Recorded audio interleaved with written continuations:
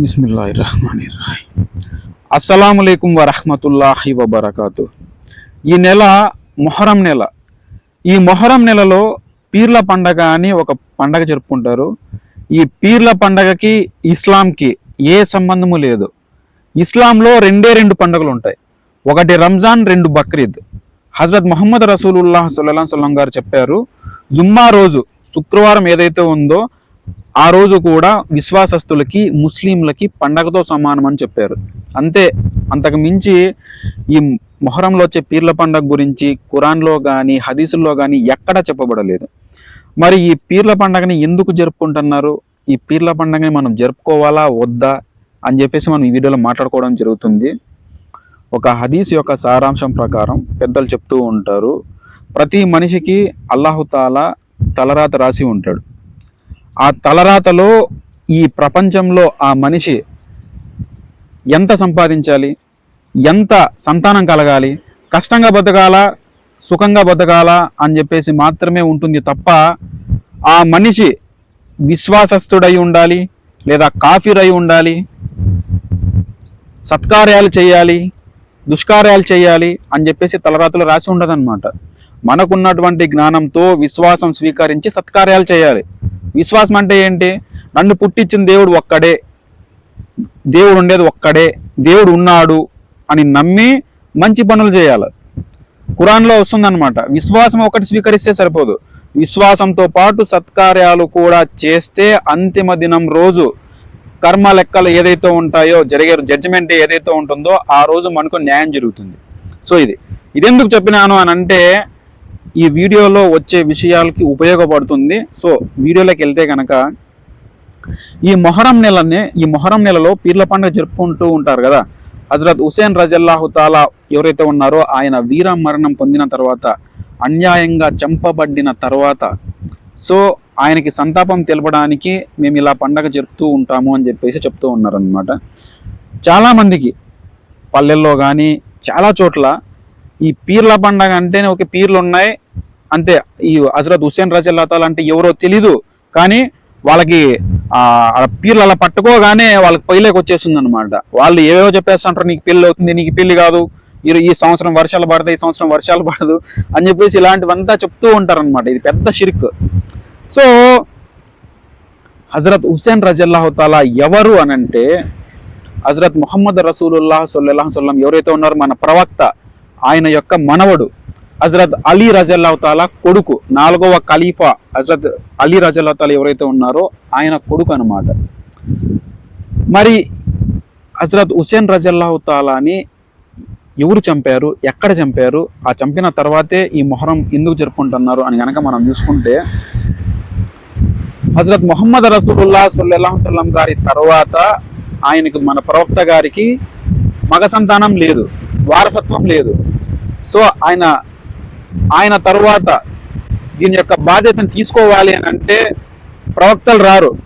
హజరత్ ముహమ్మద్ రసూలుల్లాహ్ సల్లల్లాహు అలైహి వసల్లం గారి తర్వాత ప్రవక్తలు రారు. ఆయనే అంతిమ ప్రవక్త, చిట్ట చివరి ప్రవక్త, నిజమైన ప్రవక్త. ఆయన తర్వాత ప్రవక్తలు రారు, ప్రవక్తల పదవే లేదు. మరి దీని యొక్క మార్గాన్ని దీన్ని ఎలా ముందుకు నడపాలి? వారసులు లేరు, ఎవరు నడుపుతారంటే సహబాలు. మొదటి ఖలీఫా వచ్చేసి హజరత్ అబూబకర్ సిద్దిక్ రజల్లాహు తాలా ఉన్నారు కదా, ఆయన మొదటి ఖలీఫా అయినారు. ఆయన తర్వాత ఉస్మాన్ అలీ, తర్వాత 3వ ఖలీఫా, 4వ ఖలీఫా వచ్చేసి హజరత్ అలీ రజల్లాహు తాలా 4వ ఖలీఫా అయ్యారనమాట. మొదటి ఖలీఫా హజరత్ అబూబకర్ సిద్దిక్ రజల్లాహు తాలా ఎవరైతే ఉన్నారో ఈయన మన హజరత్ ముహమ్మద్ రసూలుల్లాహ్ సల్లల్లాహు అలైహి వసల్లం గారికి మామగారు. మరి హజరత్ అలీ రజల్లాహు తాలా ఎవరైతే ఉన్నారో ఈయన మన ప్రవక్త గారికి అల్లుడు గారు. ఈ అలీ రజల్లాహు తాలా ఎవరైతే ఉన్నారో ఆయన కుమారులే హజరత్ హుసేన్ రజల్లాహు తాలా, హజరత్ హుసేన్ రజల్లాహు తాలా. వీరిద్దరూ మన ప్రవక్త గారికి మనవళ్ళు. ఒక సందర్భంలో మన ప్రవక్త గారు చెప్పారనమాట, ఎవరైతే ఈ హజరత్ హుసేన్ రజల్లాహు తాలా ఉన్నారో వీళ్ళను ప్రేమిస్తారో నన్ను ప్రేమించినట్టు లెక్క, వీళ్ళను ద్వేషిస్తారో నన్ను ద్వేషించినట్టు లెక్క అని మన ప్రవక్త గారు చెప్పారు. ఇంకొక సందర్భంలో చెప్పారు, స్వర్గంలో యువకులకి నాయకులుగా వ్యవహరిస్తారు హజరత్ హుసేన్ రజల్లాహు తాలా, హజరత్ హుసేన్ రజల్లాహు తాలా. వీరిద్దరూ స్వర్గంలో యువకులకి నాయకులుగా వ్యవహరిస్తారు అని చెప్పేసి చెప్పారనమాట. ప్రేమించాలి, మన ప్రవక్త గారి మాటల మీద విశ్వాసం ఉండాలి. సో ఆయన చెప్పినటువంటి మాటలు మనం అనుసరించాలి. కానీ హజరత్ హుసేన్ రజల్లాహు గారిని చంపారు, ఆ చంపిన దానికి సంతాపంగా ఇస్లాంలో లేనిది మనం కల్పించుకొని పండుగలు చేస్తూ ఆ అంత పవిత్రుడైనటువంటి వీరమరణం పొందినటువంటి హజరత్ హుసేన్ రజల్లాహు తాలా ఎలాంటి పిషాపాక్ లేని ఒక్క పూట కూడా నమాజ్ చదవని వ్యక్తులకి ఒంటిలోకి ప్రవేశించి ఈ దివ్య దృష్టితో భవిష్యత్తులో ఏం జరుగుతుందో చెప్తారా? ఎక్కడైనా ఉందా? ఇది ఇస్లాంలో ఉందా? టోపీలు పెట్టుకొని ఇది పట్టుకొని ఊగిపోతూ ఇలా ఉంటారు, కానీ ఒక్క పూట కూడా నమాజ్ చదవరు వాళ్ళు ఏడ. హజరత్ హుసేన్ రజల్లాహు తాలా ఎందుకు వీరమరణం పొందారు, ఎందుకు అన్యాయంగా చంపబడ్డారు మనకి తెలుసా? తెలిసి ఉండొచ్చు కొంతమందికి, కానీ తెలియని వాళ్ళ కోసం నేను చెప్తున్నాను. తప్పుంటే క్షమించండి. నాకు తెలిసినటువంటి విషయాన్ని కొంచెం అంతో ఇంతో అర్థమయ్యే విధంగా నేను చెప్తున్నాను.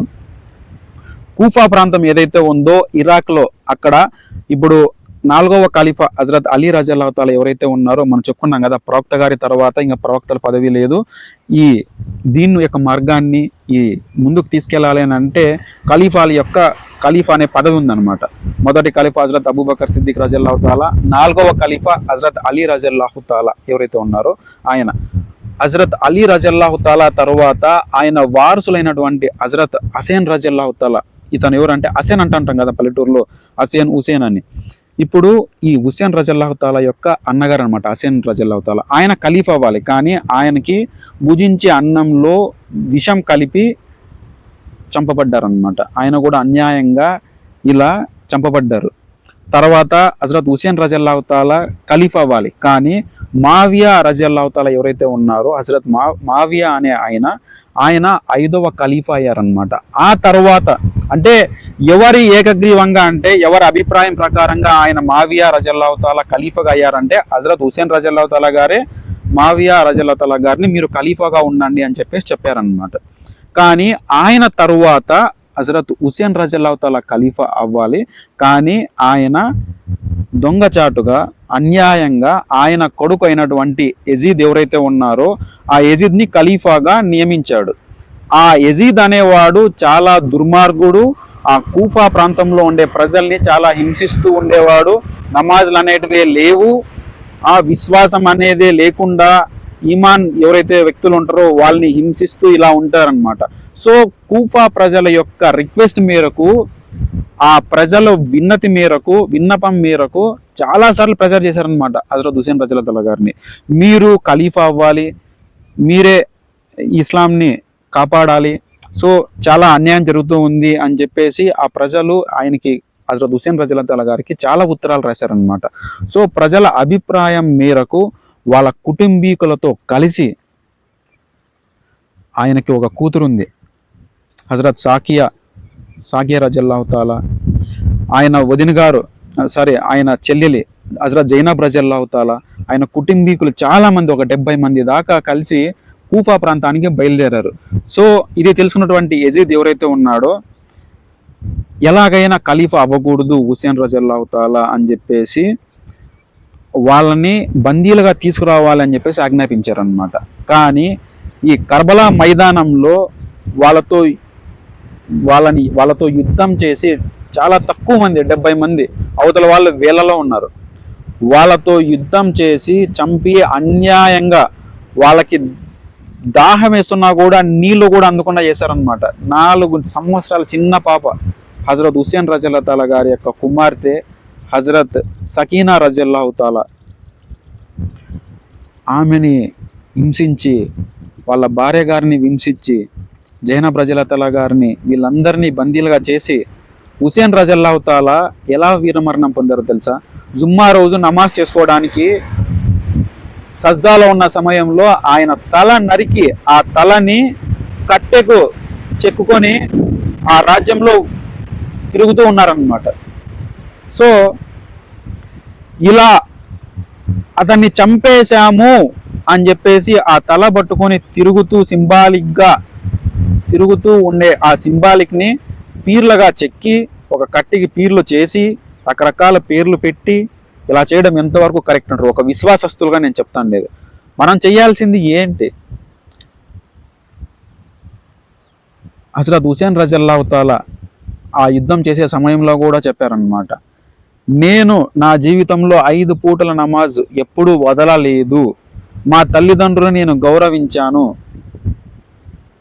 అన్యాయంగా బతకలేదు, న్యాయం కోసమే నేను పోరాడుతున్నాను, ఇప్పుడు కూడా న్యాయం కోసమే నేను వస్తున్నాను అని చెప్పారనమాట. ఇవి మనం పాటించాల్సింది.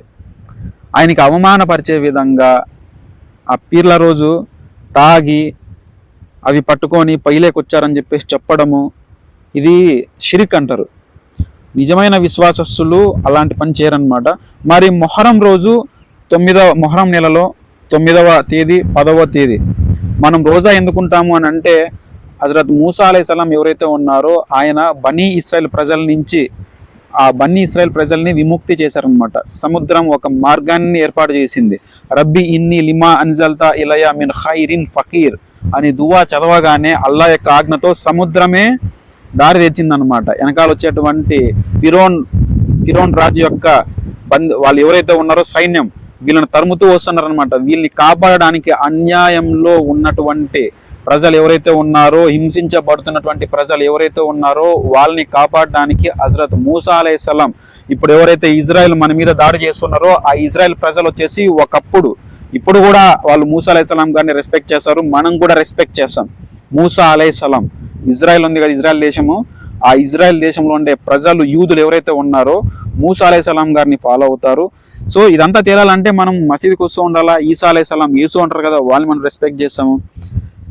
ఈ ఈ ఈ మొహరం నెలలో 9వ రోజు 10వ రోజు మామూలుగా వచ్చేసి 10వ అషురా అంటారు. ఆ రోజుని 10వ రోజు రోజా ఉండాలి. అంతకుముందు హజరత్ ముహమ్మద్ రసూలుల్లాహి స్వల్లల్లాహు అలైహి వసల్లం గారు 10వ రోజు మాత్రమే రోజా ఉండేవాళ్ళు అనమాట. కానీ అది మూసా అలైహిస్సలాం గారు ఏదైతే విజయం పొందారో దానికి గుర్తింపుగా ఆ రోజు మన ప్రవక్త గారు రోజా ఉండేవారు.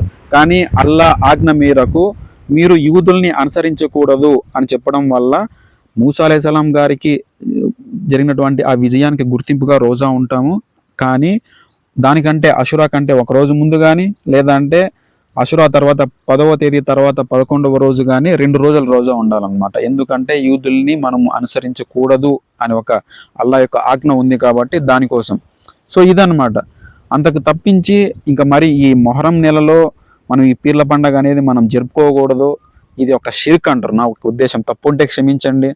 సో తెలుసుకోవాలన్నమాట, మనం గ్రహించాలి అల్లా ఉండేది ఒక్కడే, దేవుడు అనేది ఒక్కడే. ప్రవక్త ముహమ్మద్ రసూలుల్లాహి స్వల్లల్లాహు అలైహి వసల్లం గారు చెప్పారు.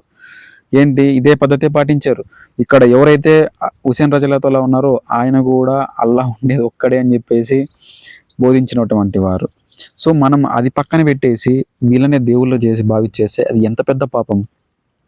సో ఇలా చేయకుండా మీకు నాకు దేవుడు ఉండేది ఒక్కడే అల్లాహు తాలాని తప్ప వేరే వాళ్ళు ఎవరిని ఆరాధించకుండా ఇచ్చే జ్ఞానం ఆ జ్ఞానం మనకు రావాలని కోరుకుంటూ అస్సలాము అలైకుం.